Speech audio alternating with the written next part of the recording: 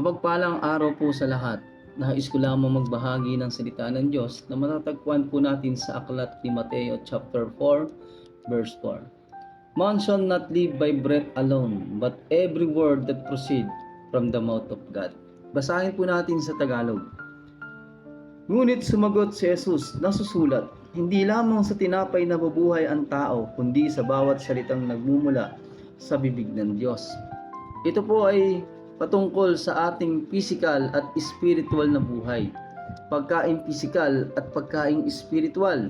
Sapagkat hindi lamang tayo nabubuhay sa mga pagkain literal dito sa mundo, kundi pagkain spiritual na nagmumula po sa bibig ng Diyos at yun ang kanyang salita.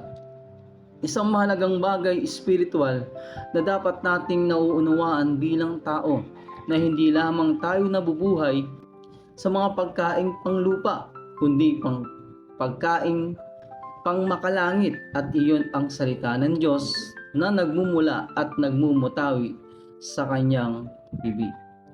Ang salita ng Diyos ay nagbibigay buhay at pag-asa, pumapawi ng kalungkutan at kapighatian, nagbibigay ng tamang landas tungo sa maayos na pamumuhay.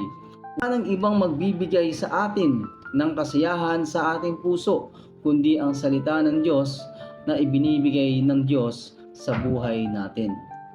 Kaya po napakahalaga po na dapat nating maunawaan bilang mga tao na tayo po ay hindi lamang nakabase sa mga pagkain po dito sa mundo.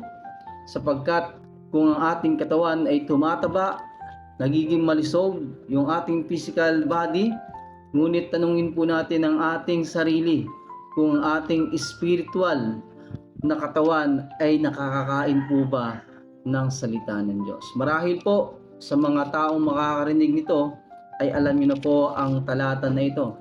Ngunit sa mga tao na hindi pa nakakarinig ng salita na ito, ay naway po'y patuloy na umukit sa inyong puso at ito po'y magkaroon ng puwang upang kayo po'y magkaroon din po ng panahon at oras upang makarinig pa ng mga salita upang sa ganon sama-sama po tayong makakain ng salita ng Diyos. Maraming salamat po and God bless us all.